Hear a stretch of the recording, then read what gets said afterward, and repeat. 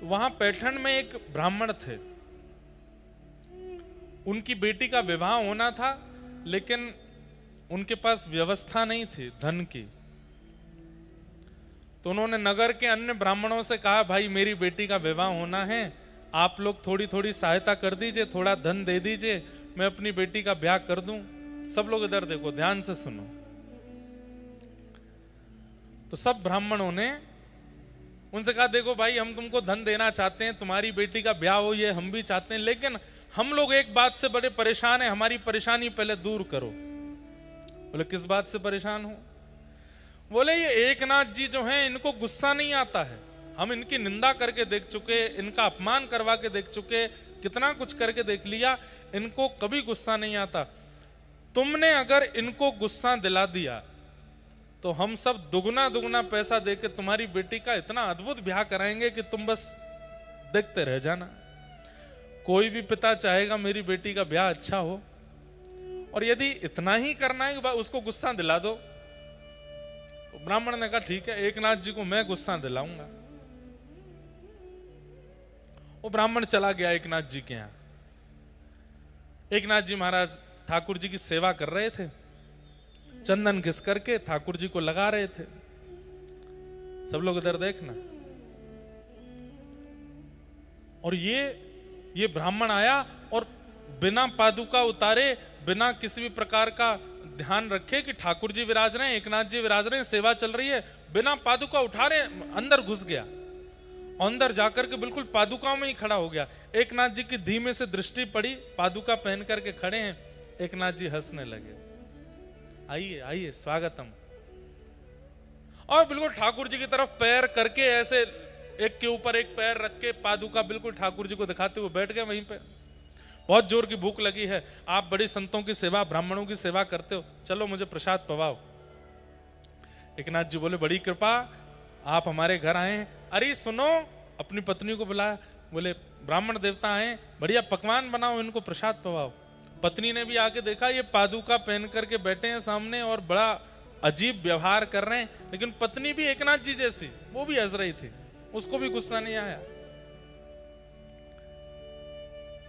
सुंदर चौकी लगाई, थाल लगाया, थाल में खूब सारे सामग्री परोसने लगी। तो ये सोचने लगे जूते से तो ये गुस्सा हुए नहीं, अभी रुको मैं कुछ करता हूं। अब जैसी पत्नी आई, आकर के परोस रही थी, झुक करके परोसने लगी।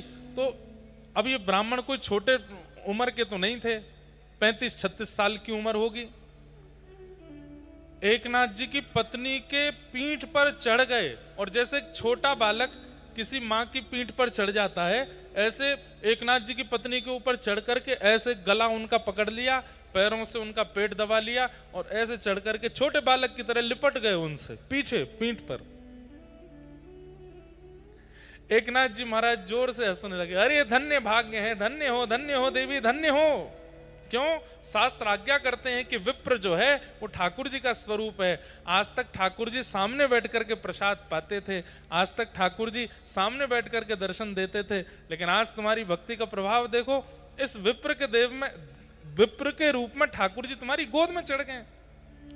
पत्नी भी हंसने लगी।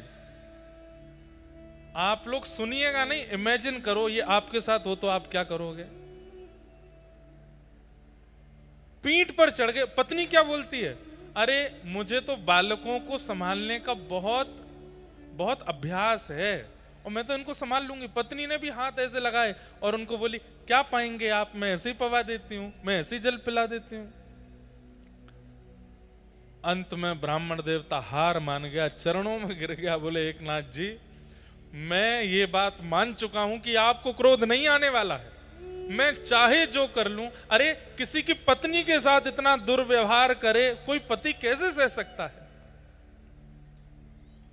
मैं मान गया।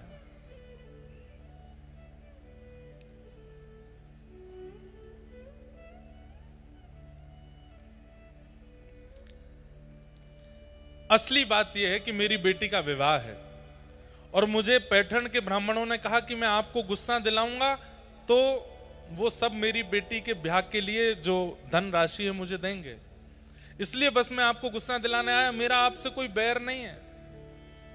एकनाथ जी महाराज बोले तुमको आते ही पहले ये बात बता देनी चाहिए, तो इतनी देर क्यों लगाई तुमने? कोई ब्राह्मण से धन लेने की आवश्यकता नहीं है, तुम्हारी बेटी का विवाह पंडरीनाथ भगवान करेंगे, सब व्यवस्था होगी, चिंता मत करो। और श्री एकनाथ जी महाराज ने ठाकुर जी से प्रार्थना की, कहां से व्यवस्था हो गई और उस ब्राह्मण की पुत्री का अद्भुत विवाह हुआ, ठाकुर जी ने विवाह कराया। क्रोध नहीं।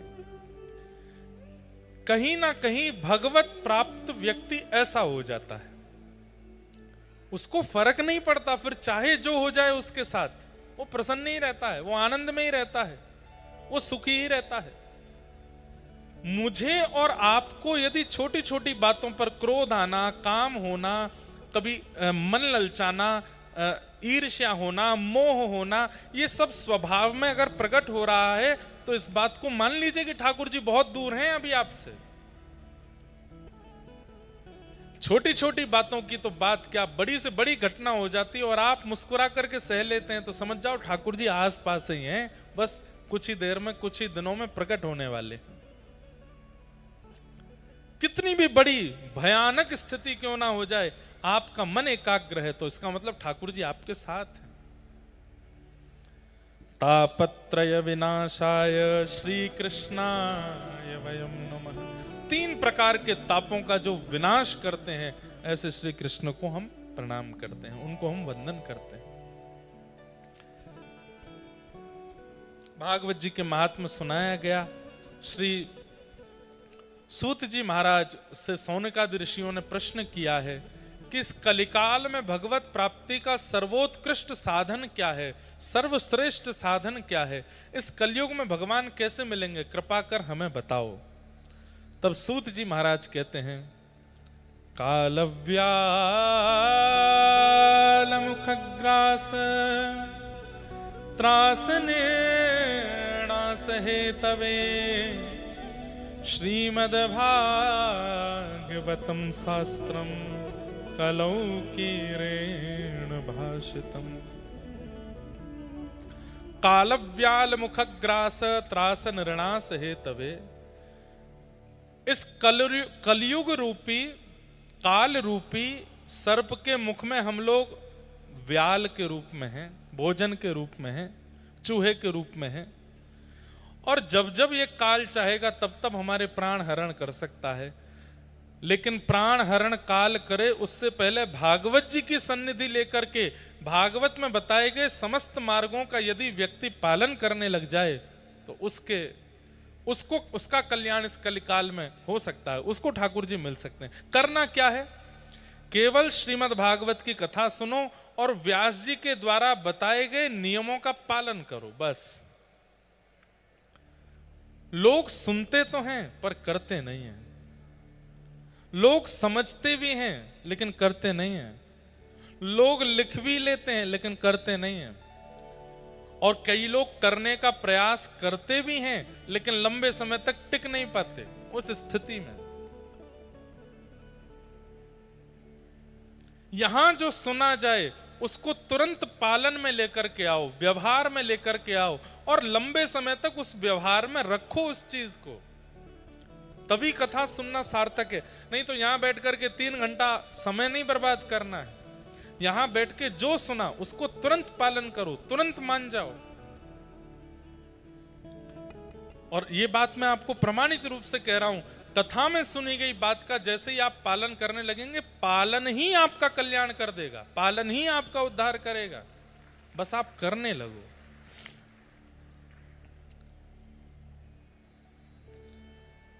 कलिकाल में श्रीमद् भागवत की कथा है जो मानव का कल्याण कर सकती है। तब पूछा गया कैसे कल्याण होता है, कृपा कर इसका थोड़ा महात्मा हमें बताओ। तब सूत जी महाराज ने बताया, एक बार नारद जी पृथ्वी पर भ्रमण करते हुए वृंदावन गए, तब वृंदावन में उन्होंने एक नव युवती को देखा, एक नई युवान, उसके गोद में 2 वृद्ध लेटे थे।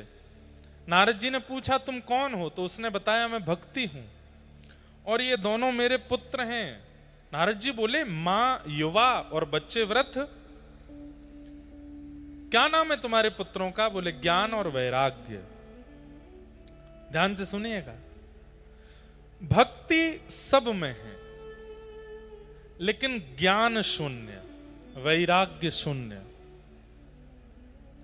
भक्ति है पर ज्ञान नहीं है, भक्ति है पर वैराग्य नहीं है। अब गणेश जी का आप लोग दर्शन, कल हम लोग श्रीमन डगरू सेठ गणपति जी का दर्शन में, मेरा नियम है अगर मैं पुणे के आसपास कहीं भी आ रहा हूं तो पुणे के लोग जानते हैं कि मैं डगरू सेठ दर्शन करने जरूर जाऊंगा। मैं मुंबई जा रहा हूं तो हो सकता है मैं सिद्धिविनायक नहीं पहुंच पाता, ट्रैफिक भी होता है, लेकिन पता नहीं क्यों पुणे आऊंगा तो मैं श्रीमन डगरू सेठ हलवाई गणेश जी का दर्शन जरूर करता हूं। गणेश जी का दर्शन करके भक्ति तो हम प्रकट कर देते हैं, हाथ जोड़ लेते हैं, लेकिन गणेश जी का दर्शन करके ज्ञान क्या होता है? गणेश जी कानों से बताते हैं कि अपने श्रवण शक्ति को विराट रखो। ये बड़े कान इस बात का प्रमाण है कि भाई कथा सुनने के लिए इतने छोटे से दोने नहीं, इतने बड़े बड़े दोने रखो। जैसे किसी को खीर बहुत अच्छी लगती हो तो वो छोटी कटोरी देख करके बड़ा उदास हो जाता है, अरे इतनी सी कड़ी में खीर क्या पीऊंगा, बड़ा वाला कटोरा लेके आओ। तो मानो गणपति अपने कानों से आज्ञा देते हैं कि भाई संसार की बातें सुनने के लिए तुम्हारे कान जितने उतने ही रखो, लेकिन जब भक्ति की चर्चा सुनो, सत्संग की चर्चा सुनो, तो मेरे बराबर कान होने चाहिए, बड़े बड़े पात्र रखो अपने पास। दूसरी आज्ञा क्या करते हैं? लंबोदर, पेट भी बड़ा है। बोले क्या कह रहे हैं? बोले भाई संसार का व्यंजन पाना हो, एक बड़ा पाव खा सको इतनी ही जगह रखना पेट में, लेकिन जब भक्ति की चर्चा हो, सत्संग की चर्चा हो, ज्ञान की चर्चा हो, तो इतना ही जगह रखना कि 7 दिन की कथा सुनने के बाद भी ऐसा लगे अभी तो कुछ सुना ही नहीं हमने। ये 7 दिन तो बहुत कम है, महाराज जी अगली बार अहिल्यानगर 1 महीने के लिए आना, 1 महीना कथा सुनाना। हमारी भूख भरी नहीं, हमारा पेट भरा नहीं है अभी। लंबोदर और ग्रहण शक्ति, नासिका भी लंबी है गणेश जी की।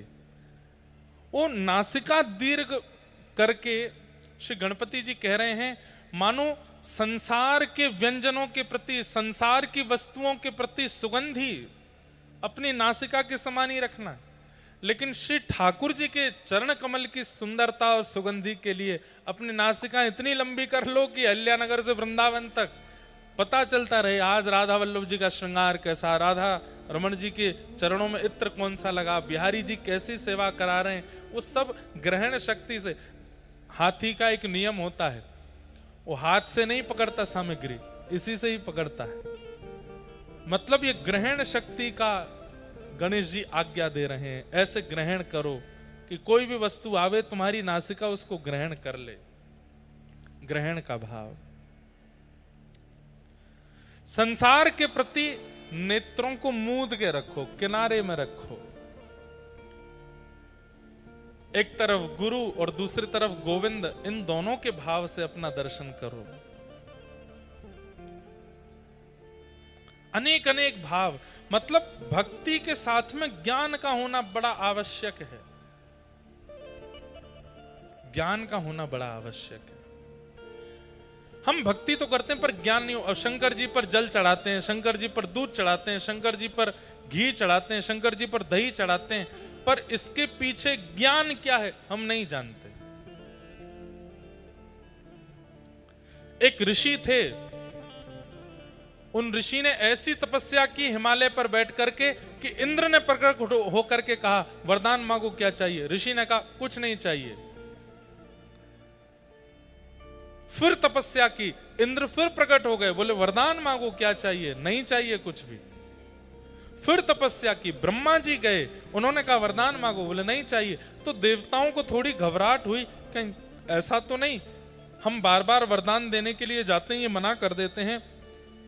ऐसी प्रवृत्ति कई बार राक्षसों की भी रहती है। हिरण्यकश्यप ने भी ऐसा ही किया था। वो तपस्या पर तपस्या करता गया, कुछ नहीं लेता गया, बार बार उसको वरदान देने का भाव रहा, लेकिन उसने कुछ स्वीकार नहीं किया। एक दिन तप के प्रभाव से अपने आप को इतना बलशाली बना लिया कि तीनों लोगों को अपने वश में कर लिया। तो इंद्र घबरा गए। इंद्र बोले मैं देने जाता हूं, ये लेने से मना कर देते हैं। कहीं ऐसा तो नहीं है ये इतना बलशाली होना चाहता है कि एक दिन ये स्वर्ग लोक आदि सबको अपने वश में कर ले? इनकी तपस्या तोड़वानी पड़ेगी।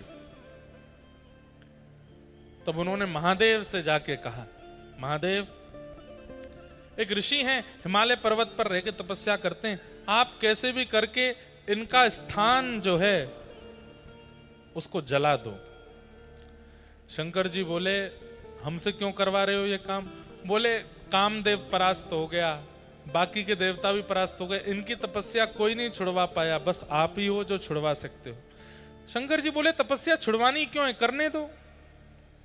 नहीं नहीं भगवान, ये इतना बलशाली हो जाएगा, एक दिन देवलोक को अपने वश में कर लेगा, हम सब इसके बल के सामने सूक्ष्म हो जाएंगे, इसकी तपस्या तुड़वानी है। तो देवताओं के बहुत आग्रह पर भोलेनाथ हैं गए, और वो ऋषि तो गए थे वन में, उनका जो आश्रम था शंकर जी ने उसको अंतर ध्यान कर दिया। जब ऋषि लौट करके आए तो अपना आश्रम जब नहीं देखा तो क्रोध में भर करके श्राप दे दिया, जिसने भी मेरा ये आश्रम जलाया है बिना किसी कारण के, मैंने किसी का बुरा तो नहीं किया, मेरे आश्रम की ये दुर्गति जिसने भी की है मैं श्राप देता हूं, उसके संपूर्ण अंग में अग्नि की तरह ज्वाला प्रकट होगी, जलन होने लगेगी। महादेव का अंग ज्वलनशील होने लगा, पसीना पसीना हो गए, लाल पड़ गया पूरा अंग। खूब गंगा जल डाला, खूब जल डाले, लेकिन किसी भी प्रकार से वो अग्नि शांत नहीं हुई।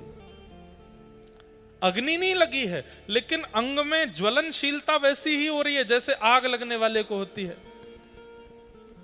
तब नारायण के पास जब ये बात पहुंची, तब भगवान ने अपनी परम प्रिया कामधेनु माता को भेजा और कहा आप अपने थनों से जाकर के दुग्धाभिषेक करो। जैसे ही कामधेनु मैया ने अपने थनों से दुग्धाभिषेक किया, जहां जहां दुग्ध की बूंदें पड़ी वहां वहां वो अग्नि शांत होती चली गई और महादेव अति प्रसन्न हुए। महादेव ने कहा किसने भेजा कामधेनु तुम्हें? तब उन्होंने बताया आपके आराध्य, आप जिनसे अति प्रेम करते हैं, नारायण ने मुझे भेजा। तब से महादेव ने ये नियम बना दिया, मेरे आराध्य ने मुझ पर दुग्ध चढ़ा करके मुझे प्रसन्न किया, आज के बाद जो भी मुझ पर दुग्ध अभिषेक करेगा, जो भी दुग्ध से बनी सामग्री का अभिषेक करेगा, मैं उस पर इतना प्रसन्न हो जाऊंगा कि उसने मेरे प्रिय नारायण की आज्ञा मानी है, वो जो चाहेगा वो वरदान उसको मैं दिया करूंगा। तब से महादेव पर नित्य दुग्धाभिषेक, घृताभिषेक, दही का अभिषेक आदि आदि किया जाता है। भक्ति के साथ ज्ञान नहीं होगा तो भक्ति प्रसन्न नहीं रहेगी, क्योंकि ज्ञान उनका बेटा है। इसलिए आप जो कुछ भी करते हैं, हनुमान चालीसा का पाठ करते हैं, पहले हनुमान चालीसा का ज्ञान ले लीजिए क्या है। आप विष्णु सहस्त्र नाम का पाठ करते हैं, पहले उसका ज्ञान ले लीजिए। आप दुर्गा सप्तशती का पाठ करते हैं, पहले उसका भावार्थ समझ लीजिए, तभी उसका पाठ करना सहायक होगा। लेकिन हम लोग बिना जाने, बिना ज्ञान के भक्ति करते हैं, इसलिए भक्ति प्रसन्न नहीं रहती। ज्ञान का होना जरूरी है। और भक्ति के दूसरे पुत्र का नाम है वैराग्य। वैराग्य का मतलब क्या है? वैराग्य का मतलब घर छोड़ना नहीं, राग रहित व्यक्ति को वैराग्य कहते हैं। सब लोग ध्यान से सुनिए, इधर देखो, जो राग रहित है उसी को वैराग्य कहते हैं। राग रहित मतलब आपने मुझे माला पहनाई और आपके प्रति मेरा इतना वो हो गया, अब आप चाहे कुछ गलत भी करते हो तो भी मैं आपकी प्रशंसा करता हूं, नहीं नहीं ये तो बहुत अच्छे हैं, ये तो बहुत ऐसे हैं, ये राग है। वैराग्य का मतलब क्या है? तुम चाहे मुझे माला पहनाओ, तुम चाहे मुझे गाली दो, तुम्हारे प्रति मेरी कोई दुर्भावना नहीं और कोई सद्भावना नहीं, मैं एक रस हूं, ये वैराग्य है। हम कथा करते हैं, हमको हजारों लोग प्रेम देते हैं, लेकिन हजारों में से सैकड़ों लोग बुरा भला भी बोलते हैं, लेकिन दोनों के प्रति एक ही भावना रखना, यह वैराग्य है। एकनाथ जी की चर्चा हुई।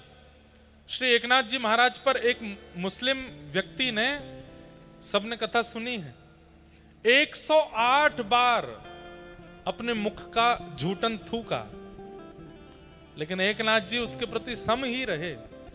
जो प्रसन्नता माला पहनाने वाले के प्रति एकनाथ जी की रहती थी, वही प्रसन्नता से उसको भी देख रहे थे। इसको वैराग्य कहते हैं। हम लोग ऐसे नहीं हैं।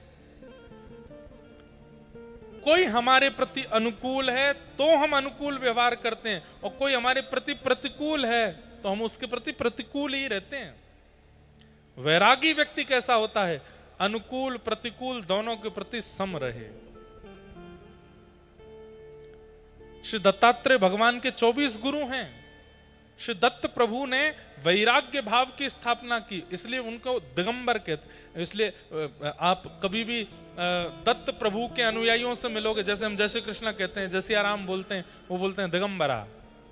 दिगंबरा मतलब आकाश ही जिसके वस्त्र हैं वो दिगंबर। जो कुछ नहीं पहनता, आकाश को ही पहन करके रहे, वो दिगंबर है। आकाश को पहन के रहे, वस्त्र ना पहने, इसका मतलब क्या है? जो किसी के उढ़ावे में ढके ना, सदा मुक्त है, उसको दिगंबर कहते हैं। हम सब मुक्त नहीं, हम सब बंधन में हैं। किसी के ऊपर व्यसनों का बंधन है, कोई व्यसन के बंधन में बंधा हुआ है। किसी के ऊपर संबंधों का बंधन है, किसी के ऊपर धन का बंधन है, किसी के ऊपर यश कीर्ति मान प्रतिष्ठा का बंधन है। हम सब बंधनों में बंधे हैं, मुक्त नहीं है हम लोग। भक्ति क्या करती है? धीरे धीरे धीरे धीरे मुक्त कर देती है। धन नहीं है तो भी कोई दिक्कत नहीं, यश नहीं है तो भी कोई दिक्कत नहीं, अपमान है तो भी कोई दिक्कत नहीं, संबंधी है तो भी कोई दिक्कत नहीं, संबंधी छोड़ के चला गया तो भी कोई दिक्कत नहीं, सब में सम। इसी को वैराग्य कहते हैं। जो मुक्त है वही वैराग्य है।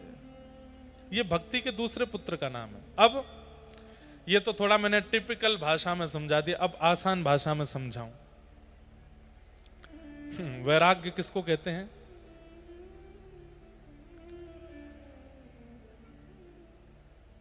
घर छोड़ना वैराग्य नहीं। घर में रहते हुए किसी के प्रति आसक्त ना रहना, यह वैराग्य है।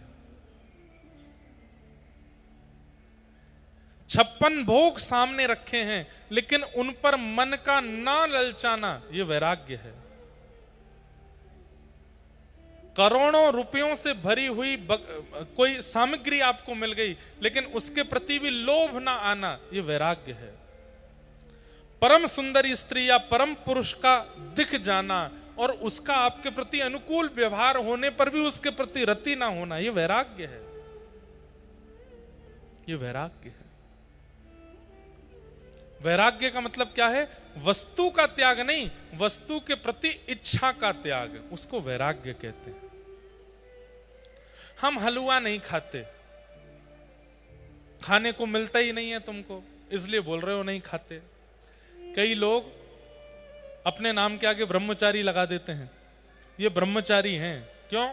इन्होंने ब्याह नहीं किया। अब दो बातें, ब्याह किया नहीं था कि प्रयास बहुत किया लेकिन मिला कोई नहीं। कोशिश तो बहुत करी, रिज्यूम बहुत जगह भिजवाए थे, वो नहीं, रिज्यूम नहीं, क्या बोलते हैं उसको, बायोडाटा, बहुत जगह भिजवाया था। इतने पढ़े हैं, इतने लिखे हैं, इतने बड़े बाल हैं, सुनहरे बाल हैं, इतना खाते हैं, इतना पीते हैं, ऐसे रहते हैं, ये हॉबीज हैं, इतनी हाइट है, थोड़े से सांवले हैं लेकिन रोज क्रीम लगाते हैं, एक दिन हो जाएंगे गोरे, हमसे ब्याह कर लो। सामने वाले ने रिजेक्ट कर दिया। एक रिजेक्शन, 2 रिजेक्शन, 5, 10 रिजेक्शन, 25, 30 रिजेक्शन जब हो गए तो अपने मन को समझाने के लिए तू रिजेक्टेड नहीं है तो तू सन्यासी है बेटा, तू विरक्त है। ब्रह्मचारी, हम ब्रह्मचारी हैं, 40 साल के हो गए, हमने ब्याह नहीं किया। अब सुनने वाले वो हो ब्रह्मचारी ब्रह्मचारी, लेकिन अंदर की बात कौन जाने, प्रयास तो बहुत किया पर किसी ने हाँ ही नहीं करी थी। ये ब्रह्मचर्य नहीं है। ब्रह्मचारी किसको कहेंगे? असंख्य सुंदरी नारियां आ गई थीं, लेकिन फिर भी अपने मन को एकाग्र करके निकल पड़े उस रास्ते से, किसी के प्रति मन ना जाने दिया, वो ब्रह्मचारी है। वैराग्य का मतलब क्या है? वस्तुएं अनेक प्रकट हो गई, लेकिन प्रकट वस्तुओं के प्रति मन का ना ललचाना, इसको वैराग्य कहते हैं। वस्तु का त्याग वैराग्य नहीं होता, वस्तु के सन्मुख होते हुए भी उसके प्रति इच्छा ना होना, ये वैराग्य।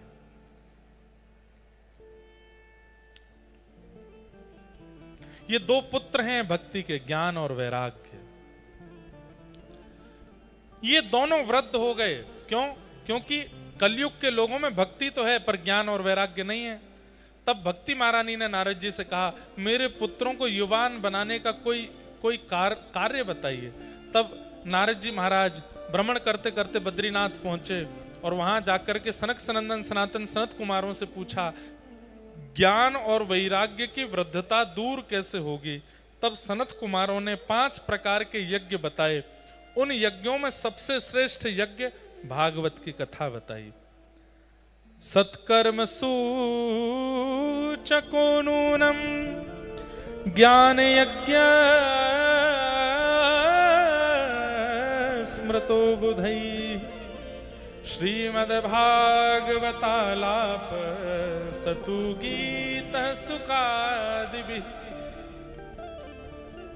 भागवत की कथा में यह सामर्थ्य है कि व्यक्ति के अंदर भक्ति, ज्ञान और वैराग्य तीनों को युवा बना सकती है। इसलिए भागवत की कथा करो। बिना भागवत सुने भी लोगों में भक्ति आ जाती है, लेकिन ज्ञान और वैराग्य भक्ति सहित हृदय में उदित तभी होंगे जब वो भागवत को श्रवण करेगा।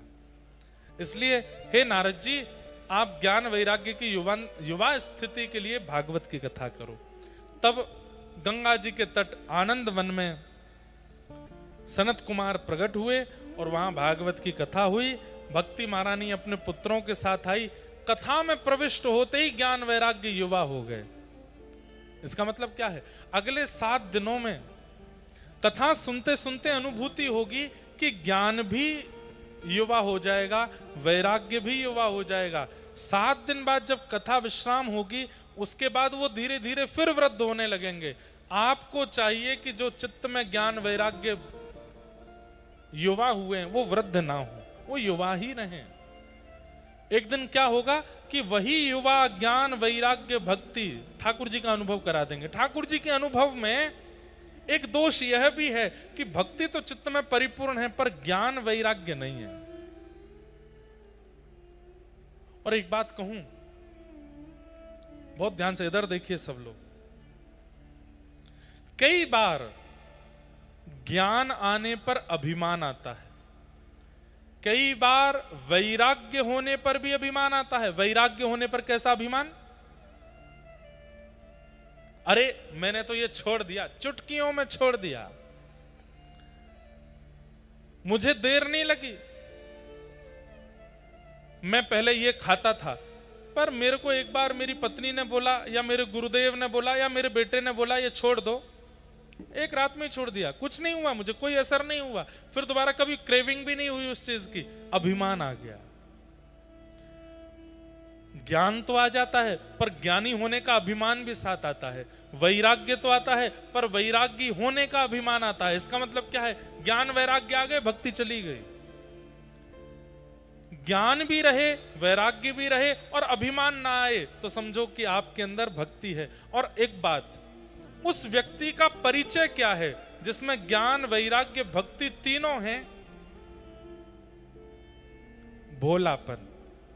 वो व्यक्ति भोला होगा, सरल होगा, सहज होगा, सीधा होगा, बहुत ज्यादा चतुराई उसके अंदर नहीं होगी। तो समझ जाओ कि ज्ञान भी अपने जितना होना चाहिए उतना है, वैराग्य भी जितना होना चाहिए उतना है, और भक्ति भी जितनी होनी चाहिए उतना है। भोला है, सरल है।